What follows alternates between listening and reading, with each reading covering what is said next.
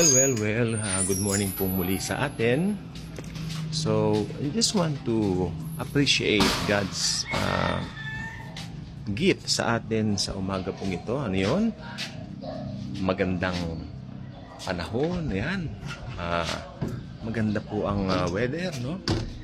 Ito po ay something na dapat nating alam, na conscious tayo. Bagamat sa iba po ito ay munting bagay lang, pero para po sa atin na nakakaalam kung gaano ka makapangyarihan ng Diyos, ito po ay isang napakalaking milagro.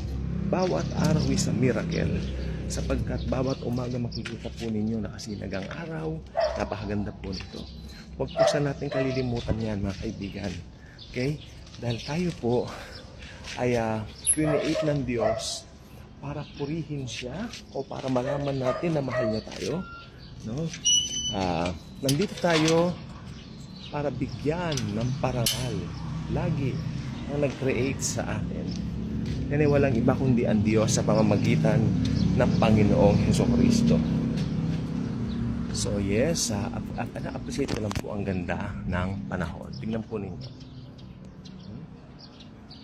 Napakaganda ng panahon.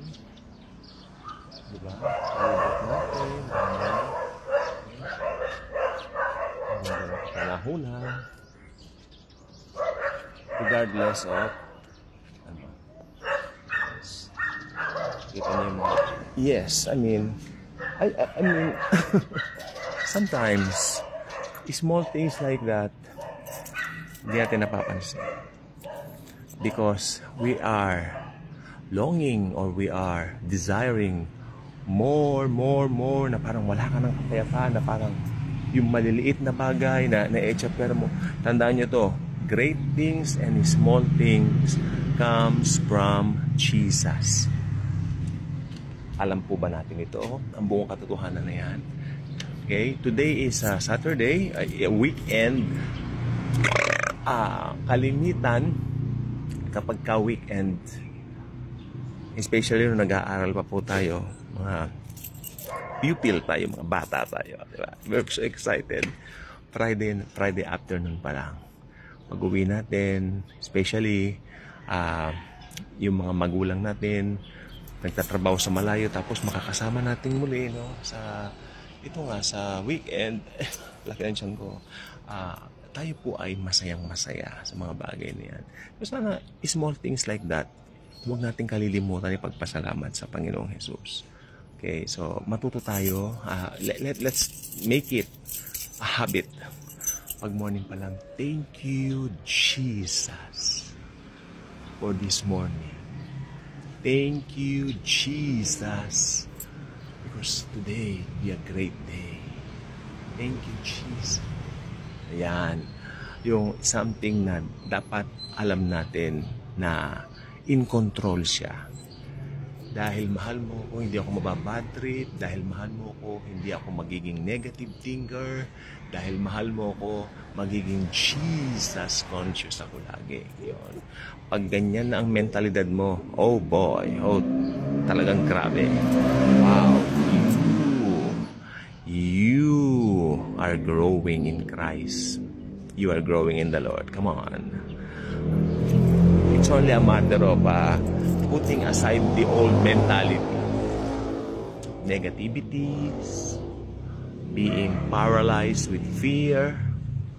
Alam nyo, yung sabi ko nga po kanina doon sa ginawa kong vlog na nauna, wala naman tayong problema pero tayo rin po ang nagsasaksak sa utak natin na may problema po tayo by being so negative. Hindi po maganda ang negative. Maganda lang po ang negative ng panahon ng camera na ginagamitan ng negative. Pero ngayon, huwag kang magpaka-nega, please lang. Be happy. Mind mo, ilagay mo doon sa we have the mind of Christ, sabi ng Bible. Use it. Use it. Sibona, look at that. Beautiful day.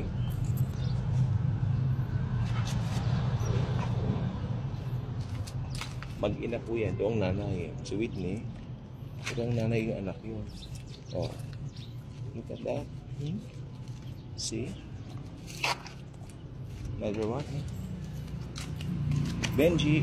Si Benji po ito. Benji. Hindi po niya anak yan. Yes. Iba. Pinakita ko lang po sa... Yan po ang guest sa ating vlog ngayon. Special appearance. Special guest. Okay, mga ganyan bagay. Matuto po tayo maging masaya. Sapagkat alam nyo, kung lagi kayo maghahanap ng someone to cherish you, someone to make you happy, well, mabibigo po kayo kung sa tao kayo aasa. Diba? O, may mga nagmamahal po sa atin. Marami pa nagmamahal sa atin. Okay, nandiyan po ako. Pero, kung lagi mo itong iaangla ang pagmamahal na hinahanap mo, titiyakin ko sa'yo, ngayon palang mabibigo ka na. Dahil ang tunay na pagmamahal at tunay na pag-ibig, okay, ay ipinamala sa atin ng Diyos. Ibinigay sa atin ng Diyos sa pamamagitan ng kanyang anak. Kita po natin kung paano niya ibinigay ang kanyang sarili. Hindi po tayo karapat-dapat, pero pinili niyang mamatay para sa atin sa krus ng Kalbaryo upang magkaroon tayo ng buhay na ganap at kasiyasiya. Marami po akong Kristiyano nagsabi sa akin, hindi ko nararanasan ang abundant life.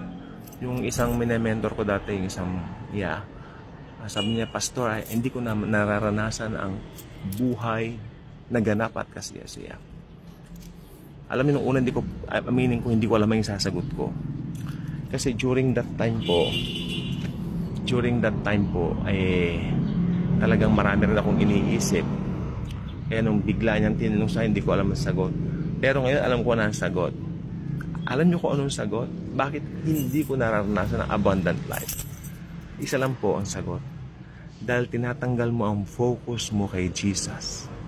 Nadidistract ka ng mga pang-araw-araw na gawain. Tandaan po ninyo ang salvation, pag ikaw ay save ka na forever. Hindi po mawawala ang salvation natin, ha?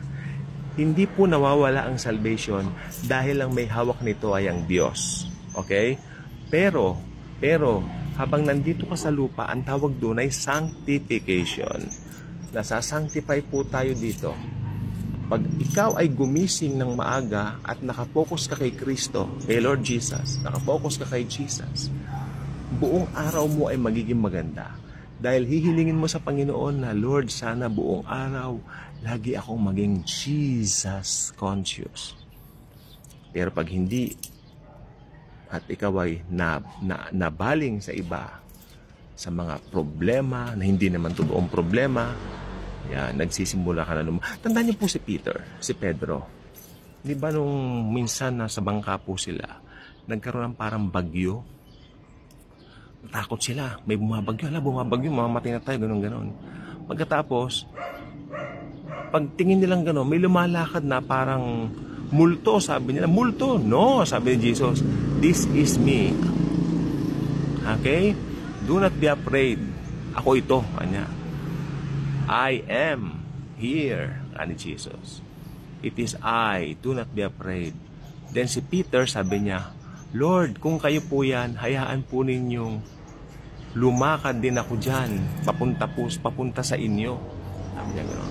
Sabi ni Jesus, come Peter, subukan mong lumakad. Then si Pedro, nakapokus kay Jesus, nakalakad siya ng mga ilang hakbang. Ang sabi ng mga Bible scholars, probably 4 to 5 steps nakalakad siya. Pero nung tanggalin niya ang mata niya kay Kristo at tignan niya yung paligid niya, mga alon, mga waves na malalakas, nagsimula siyang lumubog. Lord, help me. Save me, Lord. Gani Peter, lulubog ako. And then, kinuha siya ng kamay ni Jesus at iniligtas siya. At sabi ng Biblia, sabi ng Bible, sabay silang umakyat sa boat, sa bangka. Okay? Ganun po ang nangyari doon. Ganun din po tayo. Pag na-defocus tayo at na-focus sa mga alalahanin ng buhay, lulubog tayo. Pero pag nakapokus lang tayo kay Jesus, panalo tayo. Sobrang panalo, walang katalo-talo. Dahil from victory to victory, tandaan nyo, nagsimula po ang victory natin sa cross ni Jesus. Hindi sa kung ano pa man, sa cross po nagsimula. Kaya ngayon, victorious tayo at more than conquerors. Yun lang po. Thank you for watching. God bless.